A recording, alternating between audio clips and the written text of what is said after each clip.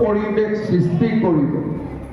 অসমত আটাইতকৈ পিছপৰা জিলা আছিল ধেমাজি, আৰু আজি ধেমাজি জিলাৰ যি আয়ুক্তৰ কাৰ্যালয় আমি নিৰ্মাণ কৰিছো, সেয়া অসমৰ ভিতৰত আটাইতকৈ ধুনীয়া কাৰ্যালয়।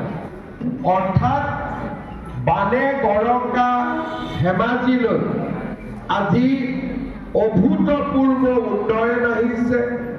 সুন্দৰ ষ্টেডিয়াম আপোনালোকে দেখা পাইছে, নিৰ্মাণ হৈ আছে।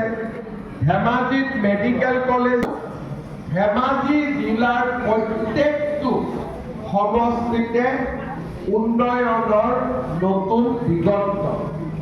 মই ধেমাজিবাসী ৰাইজক আকৌ এবাৰ অভিনন্দন জনাইছো।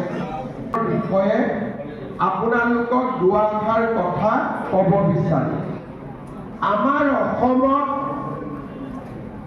স্বাধীনতাৰ পিছৰে পৰা ভূমিৰ পট্টা প্ৰদান কৰাৰ যিটো ব্যৱস্থা, তাক কোনো